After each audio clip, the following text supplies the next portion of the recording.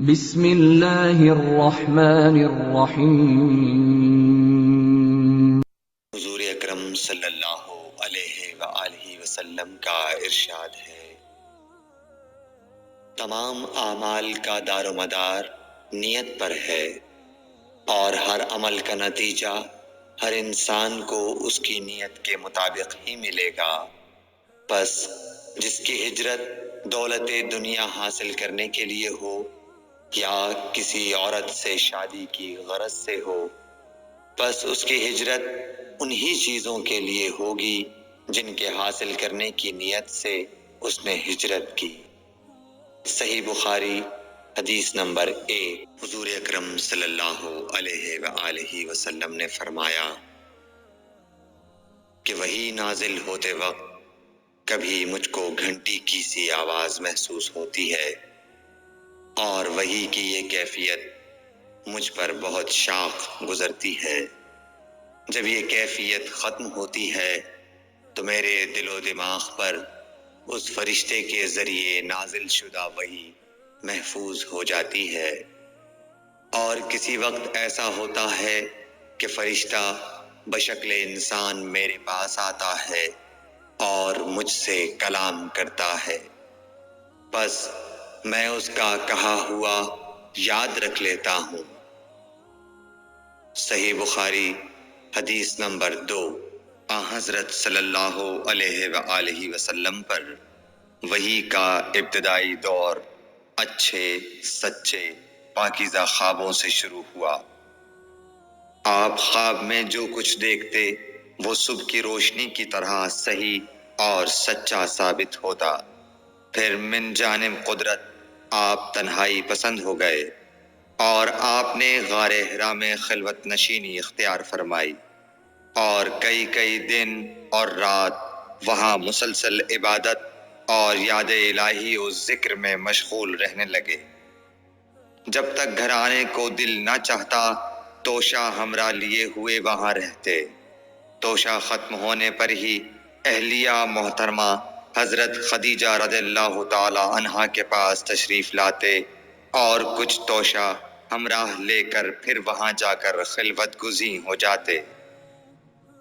یہی طریقہ جاری رہا یہاں تک کہ آپ پر حق منکشف ہو گیا، اور آپ غار حرا ہی میں قیام پذیر تھے کہ اچانک حضرت جبرائیل علیہ السلام آپ کے پاس حاضر ہوئے اور کہنے لگے کہ اے محمد پڑھو۔ آپ فرماتے ہیں کہ میں نے کہا کہ میں پڑھنا نہیں جانتا۔ آپ صلی اللہ علیہ وسلم فرماتے ہیں کہ فرشتے نے مجھے پکڑ کر اتنے زور سے بھینچا کہ میری طاقت جواب دے گئی، پھر مجھے چھوڑ کر کہا پڑھو۔ میں نے پھر وہی جواب دیا کہ میں پڑھا ہوا نہیں ہوں۔ اس فرشتے نے مجھ کو نہایت ہی زور سے بھینچا کہ مجھ کو سخت تکلیف محسوس ہوئی، پھر اس نے کہا کہ پڑھ۔ میں نے کہا میں پڑھا ہوا نہیں ہوں۔ فرشتے نے تیسری بار مجھ کو پکڑا اور تیسری مرتبہ پھر مجھ کو بھینچا، پھر مجھے چھوڑ دیا اور کہنے لگا کہ پڑھو اپنے رب کے نام کی مدد سے جس نے پیدا کیا اور انسان کو خون کی پھٹکی سے بنایا۔ پڑھو اور آپ کا رب بہت ہی مہربانیاں کرنے والا ہے۔ بس یہی آیتیں آپ حضرت جبرائیل علیہ السلام سے سن کر اس حال میں غار حرا سے واپس ہوئے کہ آپ کا دل اس انوکھے واقعے سے کانپ رہا تھا۔ آپ حضرت خدیجہ کے ہاں تشریف لائے اور فرمایا کہ مجھے کمبل اوڑھا دو، مجھے کمبل اوڑھا دو۔ لوگوں نے آپ کو کمبل اوڑھا دیا۔ جب آپ کا ڈر جاتا رہا تو آپ نے اپنی زوجہ محترمہ حضرت خدیجہ رضی اللہ تعالی عنہا کو تفصیل کے ساتھ یہ واقعہ سنایا، اور فرمانے لگے کہ مجھ کو اب اپنی جان کا خوف ہو گیا ہے۔ آپ کی اہلیہ محترمہ حضرت خدیجہ رضی اللہ تعالی عنہا نے آپ کی ڈھارس بندھائی اور کہا کہ آپ کا خیال صحیح نہیں ہے۔ اللہ کی قسم آپ کو اللہ کبھی رسوا نہیں کرے گا۔ آپ تو اخلاق فاضلہ کے مالک ہیں، آپ تو کنبہ پرور ہیں، بے کسوں کا بوجھ اپنے سر پر رکھتے ہیں، مفلسوں کے لیے آپ کماتے ہیں، مہمان نوازی میں آپ بے مثال ہیں، اور مشکل وقت میں آپ امر حق کا ساتھ دیتے ہیں۔ ایسے اوصاف حسنہ والا انسان یوں بے وقت ذلت و خواری کی موت نہیں پا سکتا۔ پھر مزید تسلی کے لیے حضرت خدیجہ رضی اللہ تعالی عنہا آپ کو ورقہ بن نوفل کے پاس لے گئیں، جو ان کے چچا زاد بھائی تھے اور زمانہ جاہلیت میں نصرانی مذہب اختیار کر چکے تھے اور عبرانی زبان کے کاتب تھے۔ چنانچہ انجیل کو بھی حسب منشائے خداوندی عبرانی زبان میں لکھا کرتے تھے۔ انجیل سریانی زبان میں نازل ہوئی تھی، پھر اس کا ترجمہ عبرانی زبان میں ہوا۔ ورقہ اسی کو لکھتے تھے۔ وہ بہت بوڑھے ہو گئے تھے، یہاں تک کہ ان کی بینائی بھی رخصت ہو چکی تھی۔ حضرت خدیجہ رضی اللہ تعالی عنہا نے ان کے سامنے آپ کے حالات بیان کیے اور کہا کہ اے چچا زاد بھائی، اپنے بھتیجے محمد صلی اللہ علیہ وسلم کی زبانی ذرا ان کی کیفیت سن لیجئے۔ وہ بولے کہ بھتیجے، آپ نے جو کچھ دیکھا ہے اس کی تفصیل سناؤ۔ چنانچہ آپ صلی اللہ علیہ وآلہ وسلم نے از اول تا آخر پورا واقعہ سنایا، جسے سن کر ورقہ بے اختیار ہو کر بول اٹھے کہ یہ تو وہی ناموس معزز رازدان فرشتہ ہے جسے اللہ نے حضرت موسیٰ علیہ السلام پر وحی دے کر بھیجا تھا۔ کاش میں آپ کے اس عہد نبوت کے شروع ہونے پر جواں عمر ہوتا، کاش میں اس وقت تک زندہ رہتا جب کہ آپ کی قوم آپ کو اس شہر سے نکال دے گی۔ رسول کریم صلی اللہ علیہ وآلہ وسلم نے یہ سن کر تعجب سے پوچھا کہ کیا وہ لوگ مجھ کو نکال دیں گے، حالانکہ میں تو ان میں صادق و امین و مقبول ہوں۔ ورقہ بولا، ہاں یہ سب کچھ سچ ہے، مگر جو شخص بھی آپ کی طرح امر حق لے کر آیا، لوگ اس کے دشمن ہی ہو گئے ہیں۔ اگر مجھے آپ کی نبوت کا وہ زمانہ مل جائے تو میں آپ کی پوری مدد کروں گا، مگر ورقہ کچھ دنوں کے بعد انتقال کر گئے۔ پھر کچھ عرصے تک وحی کی آمد موقوف رہی۔ صحیح بخاری حدیث نمبر 3۔ حضور اکرم صلی اللہ علیہ وآلہ وسلم نے وحی کے رک جانے کے زمانے کے حالات بیان فرماتے ہوئے کہا کہ ایک روز میں چلا جا رہا تھا کہ اچانک میں نے آسمان کی طرف ایک آواز سنی اور میں نے اپنا سر آسمان کی طرف اٹھایا۔ کیا دیکھتا ہوں کہ وہی فرشتہ جو میرے پاس غار حرا میں آیا تھا، وہ آسمان و زمین کے بیچ میں ایک کرسی پر بیٹھا ہوا ہے۔ میں اس سے ڈر گیا اور گھر آنے پر میں نے پھر کمبل اوڑھنے کی خواہش ظاہر کی۔ اس وقت اللہ پاک کی طرف سے یہ آیات نازل ہوئیں، اے لحاف اوڑھ کر لیٹنے والے، اٹھ کھڑا ہو اور لوگوں کو عذاب الہی سے ڈرا، اور اپنے رب کی بڑائی بیان کر، اور اپنے کپڑوں کو پاک صاف رکھ اور گندگی سے دور رہ۔ اس کے بعد وہی تیزی کے ساتھ پے در پے آنے لگی۔ صحیح بخاری حدیث نمبر 4۔ رسول اللہ صلی اللہ علیہ وآلہ وسلم نزول قرآن کے وقت بہت سختی محسوس فرمایا کرتے تھے، اور اس کی علامتوں میں سے ایک یہ تھی کہ یاد کرنے کے لیے آپ اپنے ہونٹوں کو ہلاتے تھے۔ ابن عباس رضی اللہ تعالیٰ عنہ نے کہا، میں اپنے ہونٹوں کو ہلاتا ہوں جس طرح آپ ہلاتے تھے۔ سعید کہتے ہیں، میں بھی اپنے ہونٹ ہلاتا ہوں جس طرح ابن عباس رضی اللہ تعالیٰ عنہ کو میں نے ہلاتے دیکھا۔ پھر انہوں نے اپنے ہونٹ ہلائے۔ ابن عباس رضی اللہ تعالیٰ عنہ نے کہا، پھر یہ آیت اتری کہ اے محمد، قرآن کو جلد جلد یاد کرنے کے لیے اپنی زبان نہ ہلاؤ، اس کا جمع کر دینا اور پڑھا دینا ہمارا ذمہ ہے۔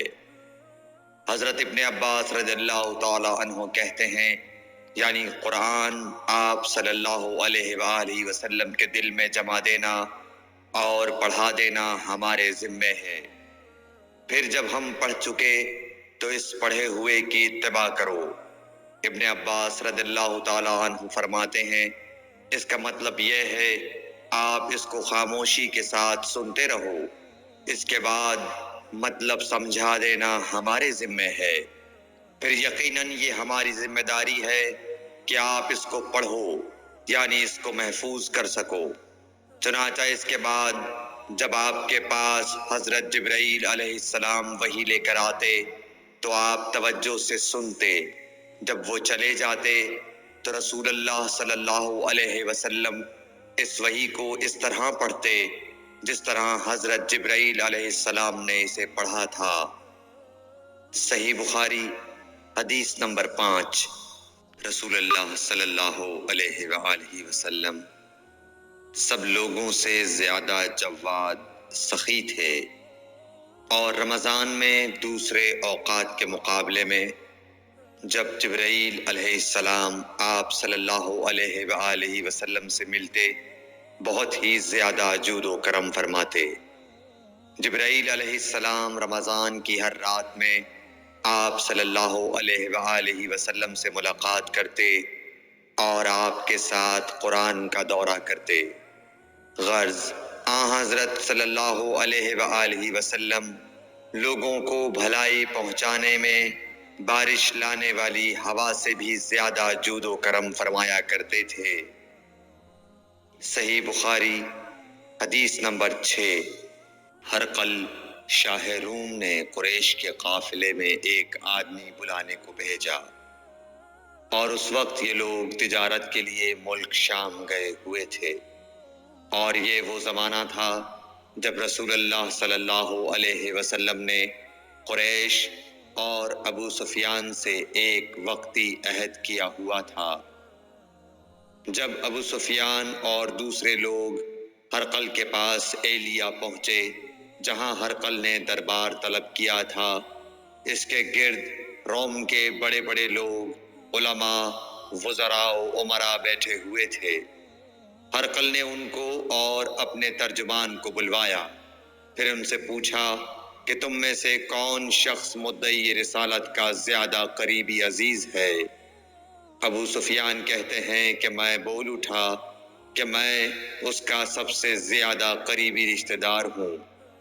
یہ سن کر ہرقل نے حکم دیا کہ اس ابو سفیان کو میرے قریب لا کر بٹھاؤ اور اس کے ساتھیوں کو اس کی پیٹھ کے پیچھے بٹھا دو۔ پھر اپنے ترجمان سے کہا کہ ان لوگوں سے کہہ دو کہ میں ابو سفیان سے اس شخص یعنی محمد صلی اللہ علیہ وسلم کے حالات پوچھتا ہوں، اگر یہ مجھ سے کسی بات میں جھوٹ بول دے تو تم اس کا جھوٹ ظاہر کر دینا۔ ابو سفیان کا قول ہے کہ خدا کی قسم اگر مجھے یہ غیرت نہ آتی کہ یہ لوگ مجھ کو جھٹلائیں گے تو میں آپ صلی اللہ علیہ وسلم کی نسبت ضرور غلط گوئی سے کام لیتا۔ خیر، پہلی بات جو ہرقل نے مجھ سے پوچھی وہ یہ کہ اس شخص کا خاندان تم لوگوں میں کیسا ہے؟ میں نے کہا وہ تو بڑے اونچے عالی نسب والے ہیں۔ کہنے لگا اس سے پہلے بھی کسی نے تم لوگوں میں ایسی بات کہی تھی؟ میں نے کہا نہیں۔ کہنے لگا اچھا اس کے بڑوں میں کوئی بادشاہ ہوا ہے؟ میں نے کہا نہیں۔ پھر اس نے کہا بڑے لوگوں نے اس کی پیروی اختیار کی ہے یا کمزوروں نے؟ میں نے کہا نہیں، کمزوروں نے۔ پھر کہنے لگا اس کے تابعدار روز بڑھتے جاتے ہیں یا کوئی ساتھی پھر بھی جاتا ہے؟ میں نے کہا نہیں۔ کہنے لگا کیا اپنے اس دعویٰ نبوت سے پہلے کبھی کسی بھی موقع پر اس نے جھوٹ بولا ہے؟ میں نے کہا نہیں، اور اب ہماری اس سے صلح کی ایک مقررہ مدت ٹھہری ہوئی ہے، معلوم نہیں وہ اس میں کیا کرنے والا ہے۔ ابو سفیان کہتے ہیں میں اس بات کے سوا اور کوئی جھوٹ اس گفتگو میں شامل نہ کر سکا۔ ہرقل نے کہا کیا تمہاری اس سے کبھی لڑائی بھی ہوئی ہے؟ ہم نے کہا کہ ہاں۔ بولا پھر تمہاری اور اس کی جنگ کا کیا حال ہوتا ہے؟ میں نے کہا لڑائی ڈول کی طرح ہے، کبھی وہ ہم سے میدان جنگ جیت لیتے ہیں اور کبھی ہم ان سے جیت لیتے ہیں۔ ہرقل نے پوچھا وہ تمہیں کس بات کا حکم دیتا ہے؟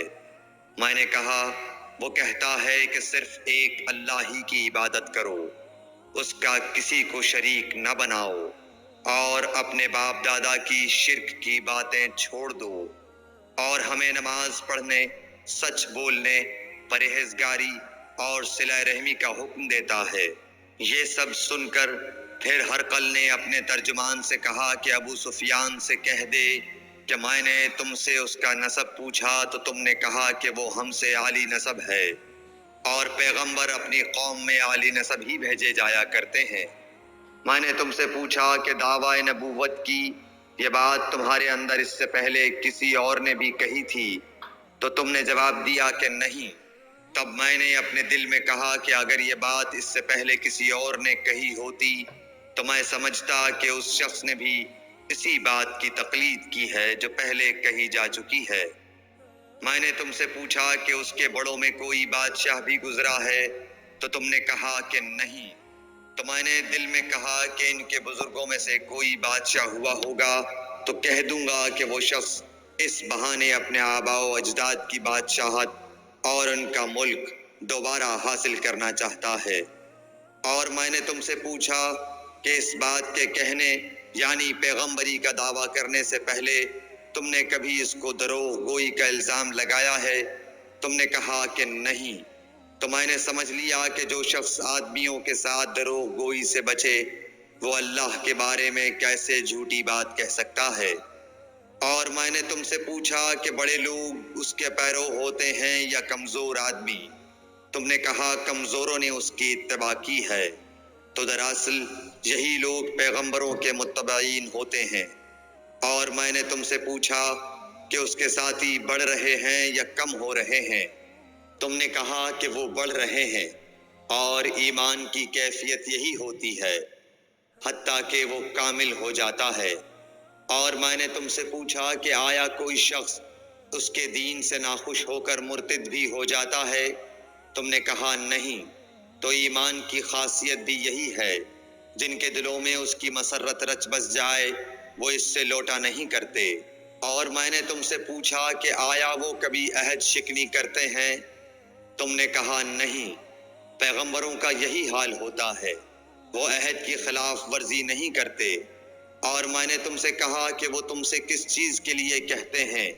تم نے کہا کہ وہ ہمیں حکم دیتے ہیں کہ اللہ کی عبادت کرو، اس کے ساتھ کسی کو شریک نہ ٹھہراؤ، اور تمہیں بتوں کی پرستش سے روکتے ہیں، سچ بولنے اور پرہیزگاری کا حکم دیتے ہیں۔ لہٰذا اگر یہ باتیں جو تم کہہ رہے ہو سچ ہیں تو ان قریب وہ اس جگہ کا مالک ہو جائے گا کہ جہاں میرے یہ دونوں پاؤں ہیں۔ مجھے معلوم تھا کہ وہ پیغمبر آنے والا ہے، مگر مجھے یہ معلوم نہیں تھا کہ وہ تمہارے اندر ہوگا۔ اگر میں جانتا کہ اس تک پہنچ سکوں گا تو اس سے ملنے کے لیے ہر تکلیف گوارا کرتا۔ اگر میں اس کے پاس ہوتا تو اس کے پاؤں دھوتا۔ ہرقل نے رسول اللہ صلی اللہ علیہ وسلم کا وہ خط منگایا جو آپ نے وحیہ کلبی رضی اللہ تعالیٰ عنہ کے ذریعے حاکم بصرہ کے پاس بھیجا تھا، اور اس نے وہ ہرقل کے پاس بھیج دیا تھا۔ پھر اس کو پڑھا تو اس میں لکھا تھا اللہ کے نام کے ساتھ جو نہایت مہربان اور رحم والا ہے۔ اللہ کے بندے اور اس کے پیغمبر محمد صلی اللہ علیہ وسلم کی طرف سے یہ خط ہے شاہ روم کے لیے۔ اس شخص پر سلام ہو جو ہدایت کی پیروی کرے۔ اس کے بعد میں آپ کے سامنے دعوت اسلام پیش کرتا ہوں۔ اگر آپ اسلام لے آئیں گے تو دین و دنیا میں سلامتی نصیب ہوگی، اللہ آپ کو دوہرا ثواب دے گا، اور اگر آپ میری دعوت سے روگردانی کریں گے تو آپ کی رعایا کا گناہ بھی آپ ہی پر ہوگا۔ اور اے اہل کتاب، ایک ایسی بات پر آ جاؤ جو ہمارے اور تمہارے درمیان یکساں ہے، وہ یہ کہ ہم اللہ کے سوا کسی کی عبادت نہ کریں اور کسی کو اس کا شریک نہ ٹھہرائیں، اور نہ ہم میں سے کوئی کسی کو خدا کے سوا اپنا رب بنائے۔ پھر اگر وہ اہل کتاب اس کتاب سے منہ پھیر لیں تو مسلمانوں تم ان سے کہہ دو کہ تم مانو یا نہ مانو، ہم ایک خدا کے اطاعت گزار ہیں۔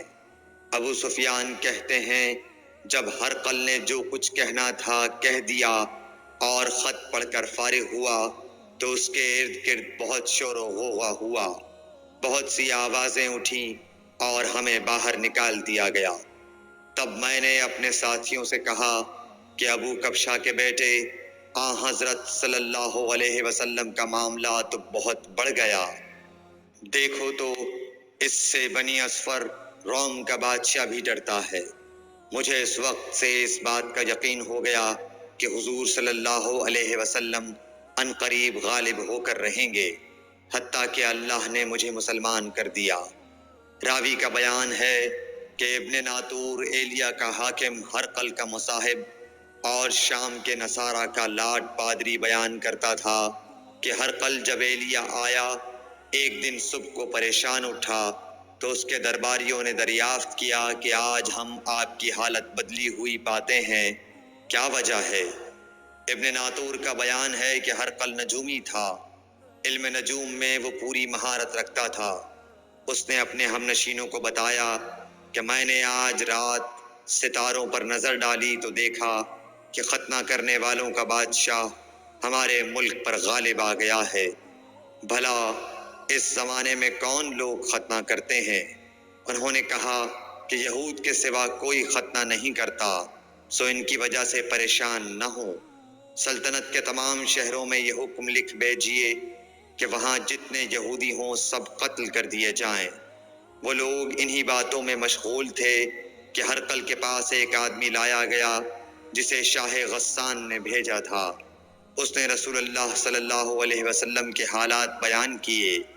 جب ہرقل نے سارے حالات سن لیے تو کہا کہ جا کر دیکھو وہ ختنہ کیے ہوئے ہے یا نہیں۔ انہوں نے اسے دیکھا تو بتلایا کہ وہ ختنہ کیا ہوا ہے۔ ہرقل نے جب اس شخص سے عرب کے بارے میں پوچھا تو اس نے بتلایا کہ وہ ختنہ کرتے ہیں۔